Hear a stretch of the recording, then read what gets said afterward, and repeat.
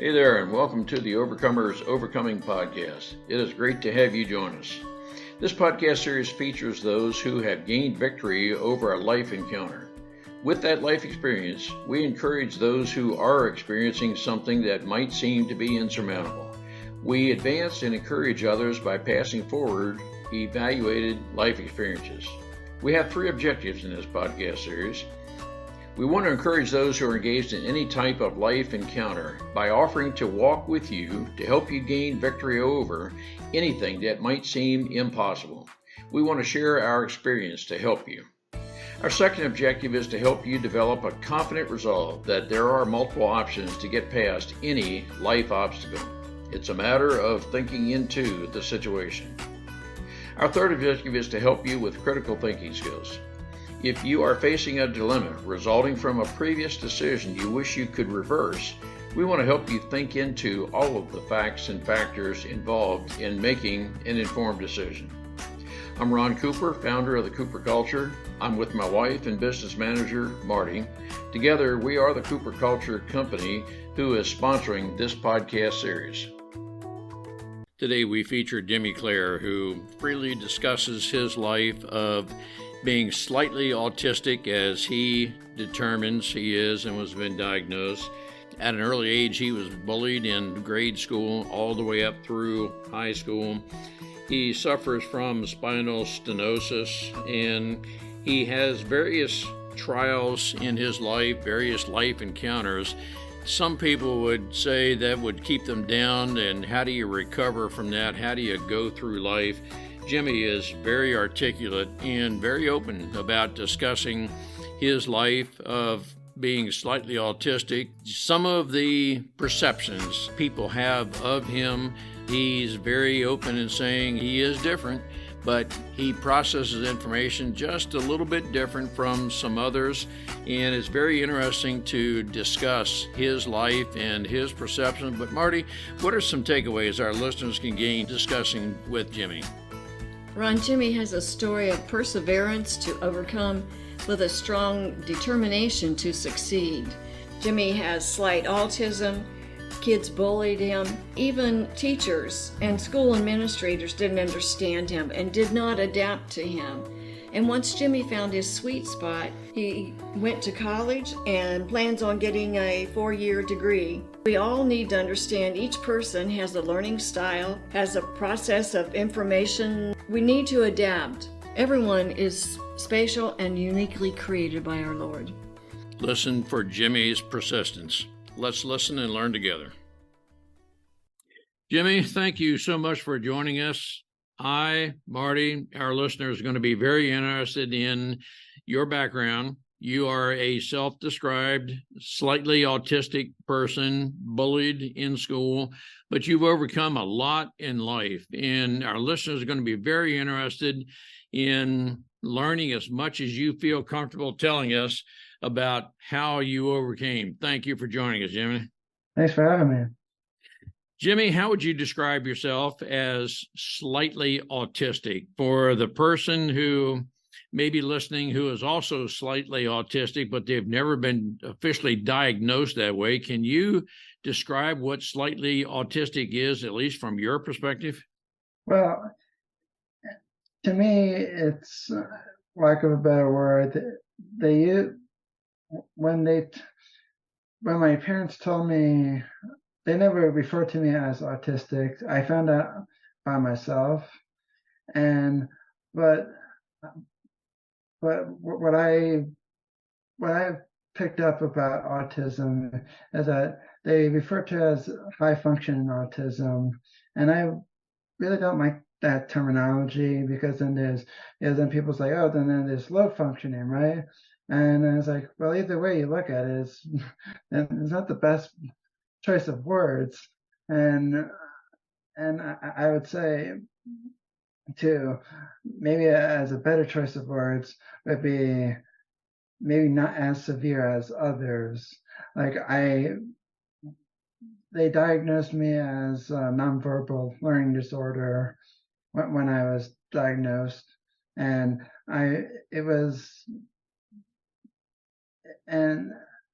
and so basically, at the time, the spectrum wasn't very wide, and the spectrum was just developing. One of my friends and told me that it's technically not even a spectrum anymore. It's more like a spider web because there's so many things on the spectrum. And eventually, because there's so many things on the spectrum, you're gonna have a big web of things that branches off of one another.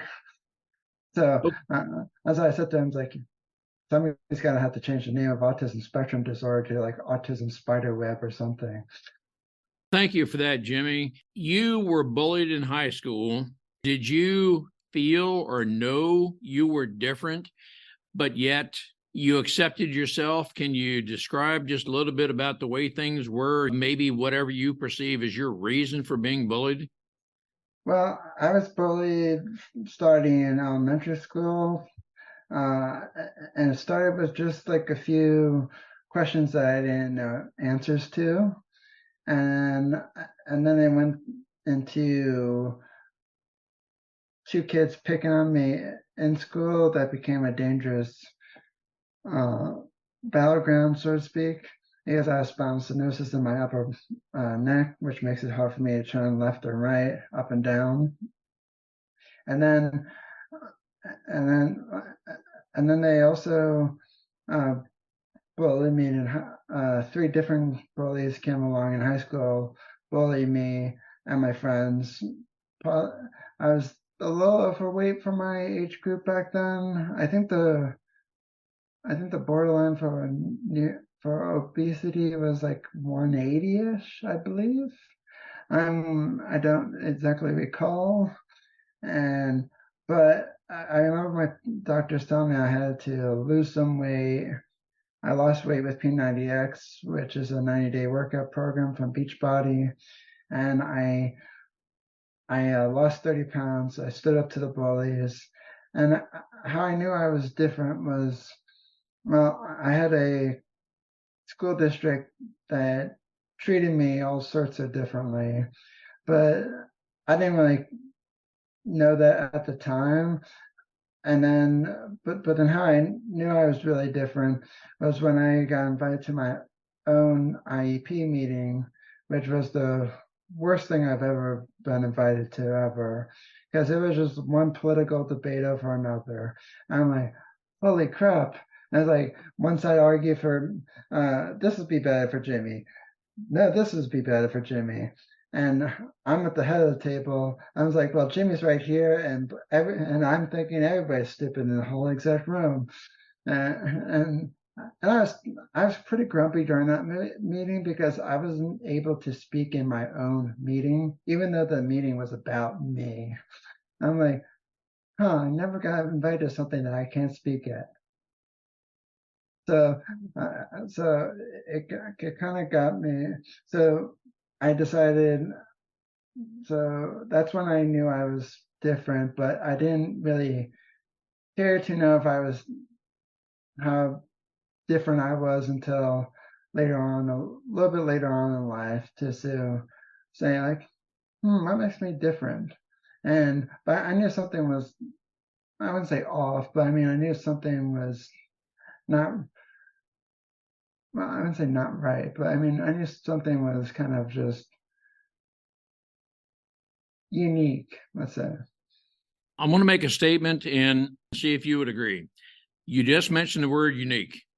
You didn't know, based on what I just heard you say, you didn't know you're different until someone told you you are. I want to make the statement, but I want to just see if I'm processing what you are saying correctly. You are unique. And I mean by that, you have maybe a unique way of processing information. You have a unique speed of learning, maybe. And you have a way of learning, speaking, that maybe we need to adapt to. Nothing wrong with you. It's just a matter of adapting to you. You mentioned the IEP. For the listeners who may not know what that is, it's the Individualized Educational Program. Do you feel you have maybe a special way of learning, processing information? There's nothing wrong with your learning ability, I'm guessing. You just maybe process information a little different from other people. I'm very interested in how you would respond to what I just said. I agree to a certain point about that. Like one of like just to rephrase, no one technically told me I was autistic until I finally asked my parents. I was like, "Hey, what makes me different from other people?" And then they told me at a later age. I mean, I kind of asked later on in life about it, but they didn't like treat me differently. Uh, they didn't talk about autism, and if they did, it was when I was at a friend's house or it was somewhere where I was totally out of earshot and I wasn't really paying attention whatsoever. And even if somebody told me I was autistic when I was younger, I wouldn't even know what it meant. I was like, "Oh, cool, great, thank you." I don't know. I think very important for our listeners is if we can discern, I'm going to use a different word, we need to adapt to those with whom we're interacting. And some people have a different dialect depending on what part of the country you're in. I can use one term in one part of the country and they're not going to know at all what I mean. They use a totally different term. And I think it's a matter of adapting to those with whom we're speaking. And there may be some people who process information a little bit slower than others. Or I know for Marty and me, it takes me a while longer to learn electricity. And for Marty, it may take a little while longer to learn computers and that kind of thing. But it's just a matter of adapting to our learning style. I'm wondering, Jimmy, in hindsight, because you have overcome so much and you're no longer overweight, you can learn, you exercise regularly. Did you just learn to know who Jimmy is and how to cope with? Am I oversimplifying or not explaining the way things are? Well, like you said, for me, I learned I 4 different ways. I've learned with hearing directions, visualization, hands-on learning, and I also I think there's one more. I'm just gonna go with the three at the moment. I thought I had a fourth one, but I learned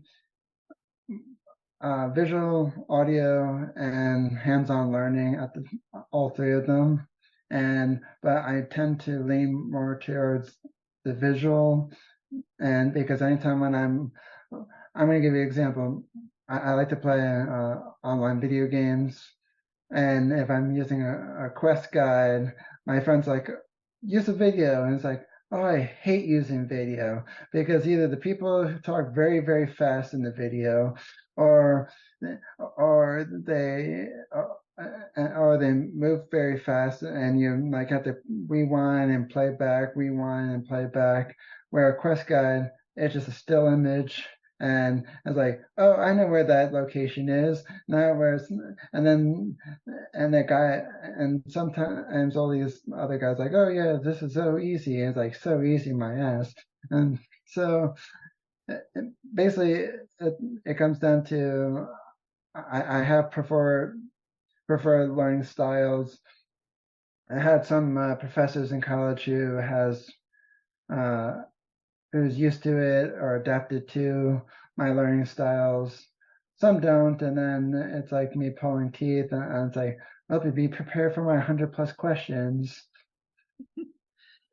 Jimmy, you just mentioned college professors. You obviously know how to learn. That's, to me, that's not in question. We know of several people who have advanced degrees. I know of one right now I'm thinking of who has a PhD from Oxford. He was told in first grade he had a learning disability. What ended up happening is various people adapted to his learning style. You very well mentioned there's the audio, visual, and what's known as kinesthetic, hands-on learning style. And as we learn what our learning style is, it's up to us to adapt to that. I'm curious, for the person who may speak too fast, just like they did in the video or the video games, does that frustrate you? Can a person know if they're speaking too fast? I so I like to think that they do because sometimes those videos are edited and they can either like jump from one scene to another scene, and then it's like, well, how did you get from part A to part B without going to uh, or I mean part A to part D without going through B and C, and it's like you missed like 5 different steps, and then like I'm looking at the 5 steps in the quest guide. It's like, well, you literally missed over 5 different steps. Why didn't you cover those 5 different steps? And it gets really frustrating. And it's funny. My dad asked me the other day, because I got a jury duty notice, and he's like, "You think you can follow directions?" And it's like, "Well, that depends." It's like, well, if something if they ask me something that I don't understand, I might be playing 100 questions with them, and then they get annoyed at me. And it's like, well, you're not stupid. It's like, no, but there's some people who can't even give me a straight answer that I'm looking for. It's either yes or no, or point your fingers over here in that way. And he's like, well, that's on them. It's like, well, it's like, I need to get the hell out of this thing because it's like I really don't feel comfortable doing so. I'm going to guess, Jimmy, there are some environments where people do not know how to adapt or might not want to, because if you don't act and if you don't align with me, I don't accept you. I know there are environments like that. You are a consummate overcomer. You've overcome so much of your past. Are you just a very determined kind of guy that no matter if you bully me, no matter what you think of me, I'll figure out a way to get around, deal with this, overcome it? How do you learn to deal with that kind of stuff? It's been very hard at times. There's times where I felt like giving up, but I've been training in karate pretty much my whole life, and I had the same sensei for, I want to say, 17 years, and and even though I haven't really talked to him much about my business and everything, I might mention here and there, but I know if I did give up, he will just know. And I always feel like I have a small little sensei on my shoulder, and and it's like his secret little spy watching me. And it's like, you give up, I'm gonna know. And it's like, you won't tell me, but I'll just know the look on your face. And it's like, oh crap. It's kind of daunting too. Never give up. There's a little sensei, that is the person on Jimmy's shoulder who is watching over him. It's that voice, not literal, but that figurative voice, who is encouraging Jimmy to keep it up. You don't give up. You go forward and seek after the greater good. There are going to be times when there appear to be dry bones, as Scripture discusses. There are going to be times when you don't know if anything good is happening. It's not visible.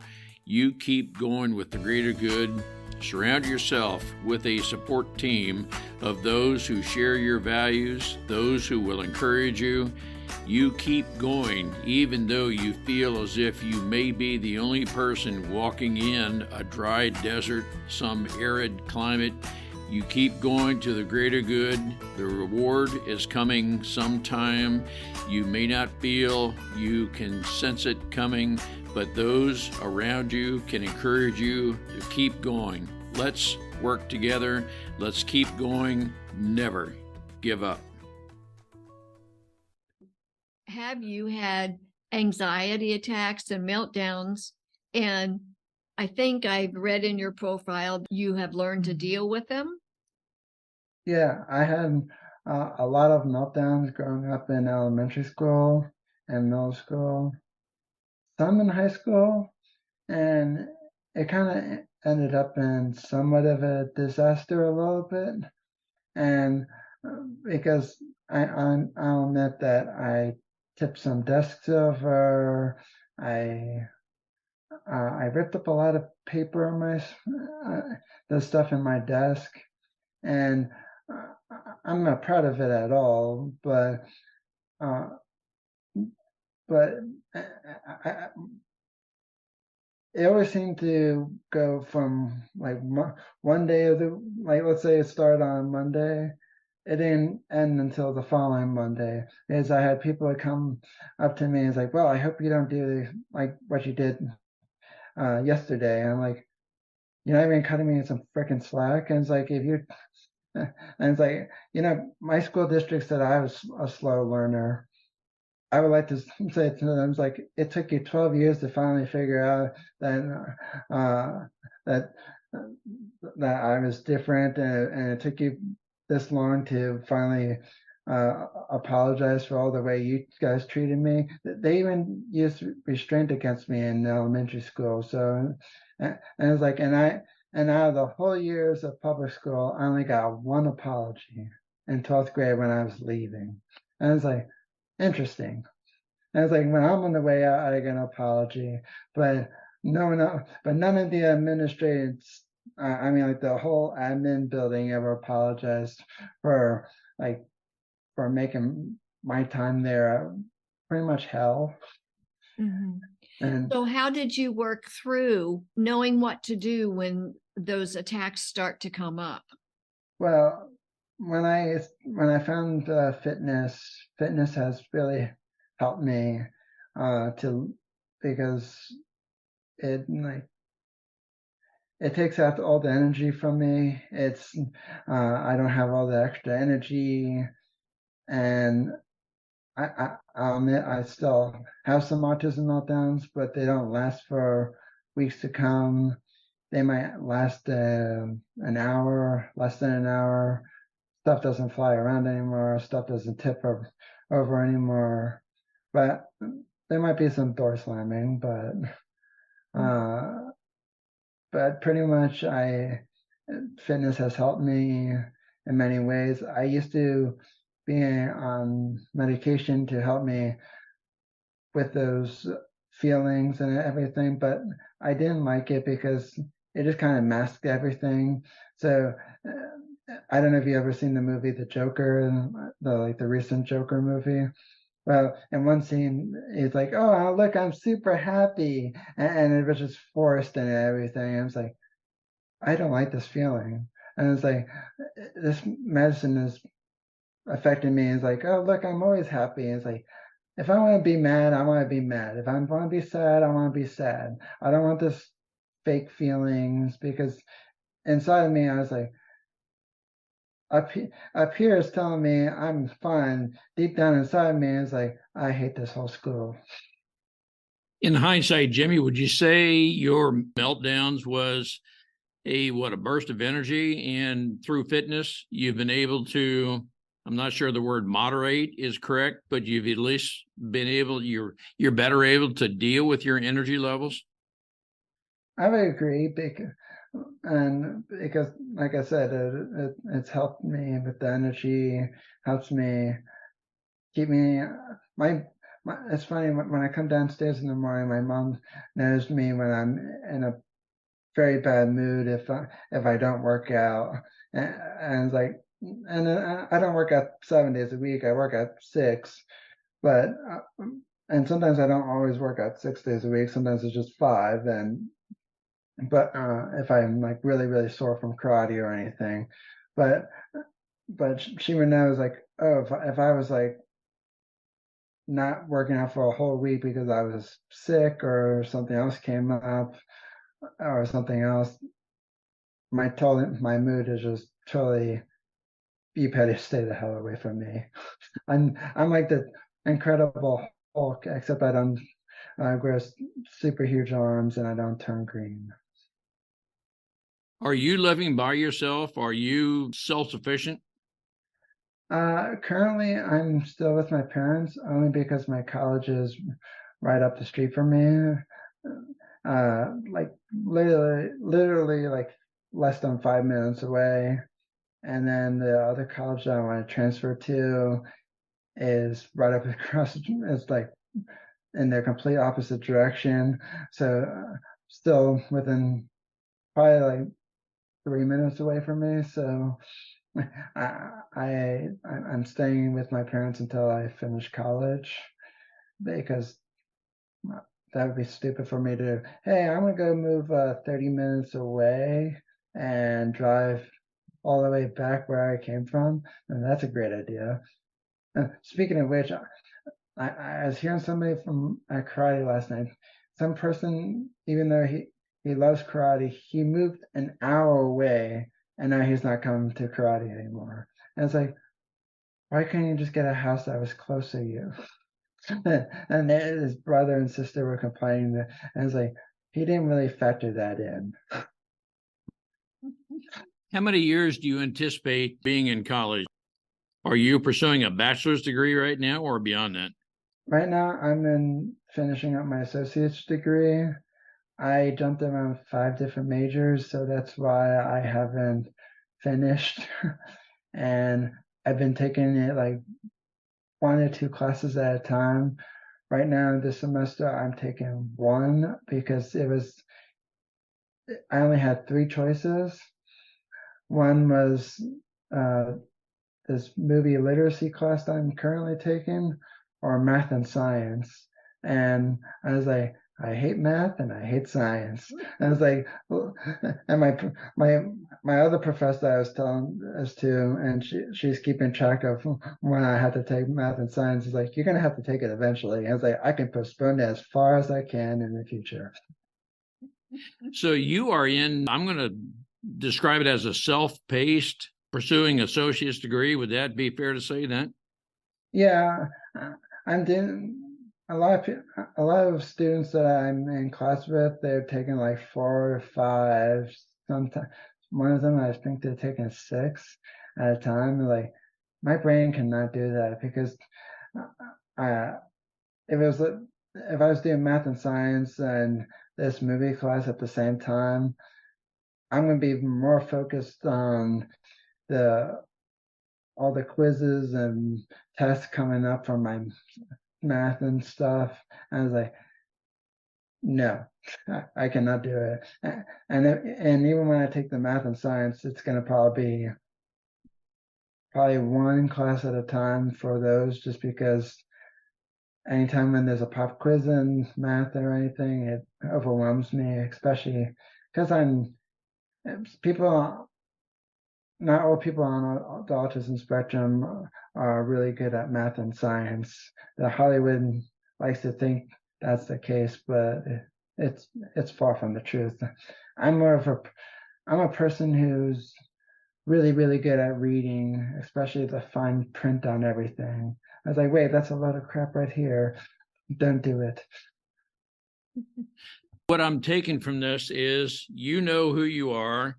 You want to work with those who know who you are. In other words, this course, whatever course you choose, I can only take one at a time. That's just nothing wrong with you. It's just you know who you are, and it's a matter of us, the professors and others, adapting to you.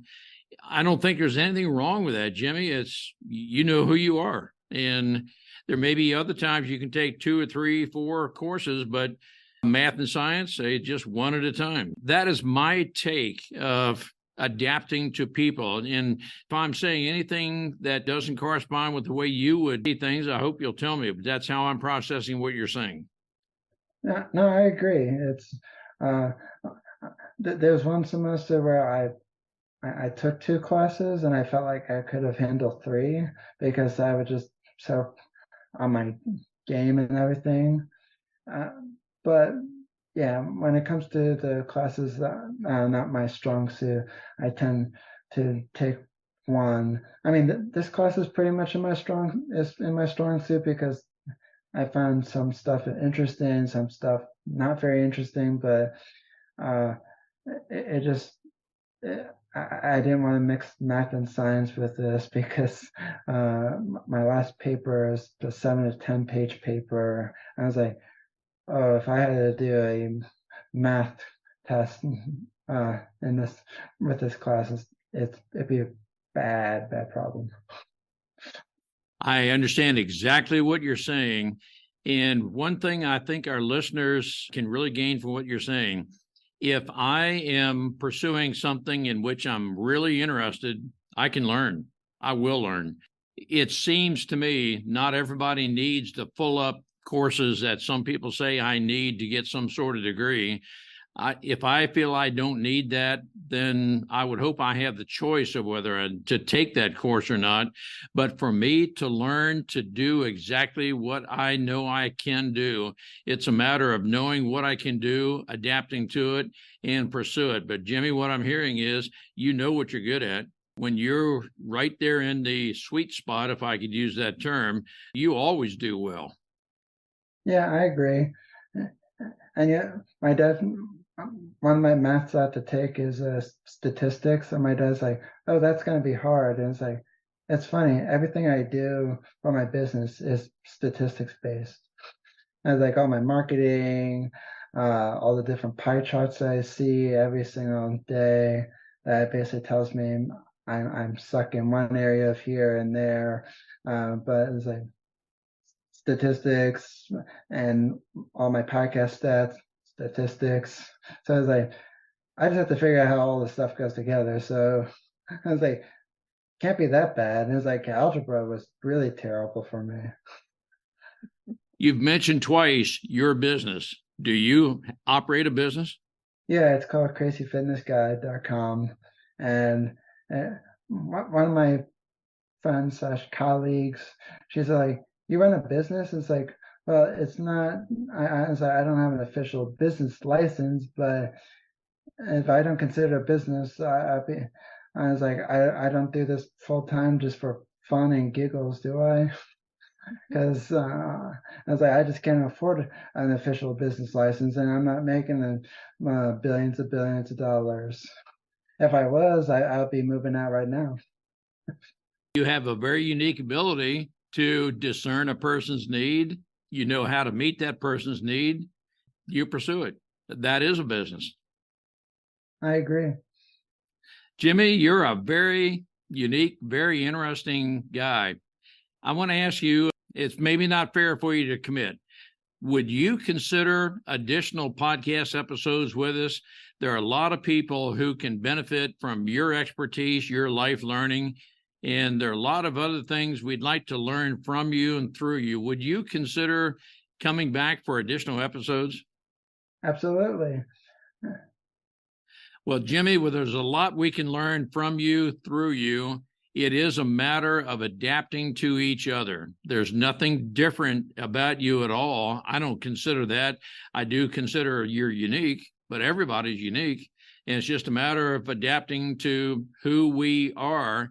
And the better we're able to adapt to, recognize without labeling, stigmatizing, the better off we're going to be able to work very effectively with each other. That's where our listeners can learn a lot from your life experience.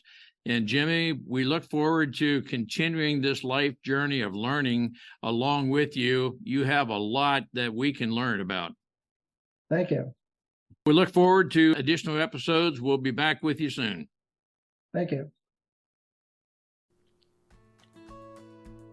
Everyone needs and can benefit from a support team. The more we have people surrounding us who believe in us, where we share values, those who can encourage us, those who want to advance us, quite honestly, those who love us, maybe even more than we love ourselves at the moment, but it's that kind of support team we all need and we can benefit from. And there are some who are self-assured, there are others who have lesser confidence, As we surround each other and encourage each other, we can overcome any obstacle that may seem to be more than what we can do on our own. And let's just acknowledge, we don't want to do this on our own. This meaning overcoming whatever it is we are trying to overcome. The greater the support team, the greater the effort we have, the greater the victory will be when we do overcome, ensuring that what we're pursuing is the greater good. We're pursuing that which is ethical, morally correct, legally correct. We're just pursuing the greater good. It may be a matter of overcoming a lack of confidence, whatever it is we need. As we work together and we just acknowledge each one of us is different, but each one of us is unique, the greater we reach out to those and accept those who are different from us, the greater we will be as an encourager to those who may not feel they're quite up to whatever. It's when we compare ourselves with someone else, we almost always come up short. There's a real danger in doing that. But again, the more we are working together, the greater the opportunity we will be to advance each other. Everyone can benefit from coaching. Coaching is a matter of helping each other overcome any obstacle we're dealing with. It is possible we are dealing with something in the past that is keeping us from performing at our greatest potential. God created everyone to have worth, everyone to have value. We all have strengths. It's a matter of identifying our strengths, working through and building on those strengths. It is our belief we have weaknesses. We just merely acknowledge the weaknesses, build on the strengths. We find people in a support group who can support our weaknesses. Together, the team will accomplish what we are seeking, that greater good. Marty and I are certified life coaches through the Maxwell Leadership Certified Team. Let's work together to help you overcome anything that may be keeping you from achieving your greater good. Contact us at ron@thecooperculture.com or Marty, M-A-R-T-Y, at thecooperculture.com. Let's schedule a complimentary 30-minute coaching session to help you determine if we can help you live your greatest potential. Everyone benefits from having a coach. We hope we can warrant a 5-star rating, a 5-star review with this podcast. We hope you will want to share this podcast with your Facebook friends, your LinkedIn connections, your Twitter and Instagram communities. The more we share our life experiences and pass on to others, the greater benefit we're going to be to each other, that we can maximize our personal potential with each other as we work together as a unified team, as we support each other, accept each other, acknowledge our differences, and capitalize on our strengths. The greater the opportunity will be to advance each other and achieve that greater good. Marty and I are keynote speakers. Let's work together, and we would like to have the opportunity to work with any groups you have. You can find us at espeakersplural.com. Look for Ron, F4 Fighter Pilot. We'd like to have the opportunity to address your group, to share life experiences, to share those things we have overcome, and to demonstrate how we as a team can work together to achieve that greater good. When we achieve what it is we're seeking, and particularly in those topics where we were uncertain if we'd be able to, that mountain that is seeming too large, the greater the victory celebration. Let's celebrate together. Let's work together. We look forward to working with you.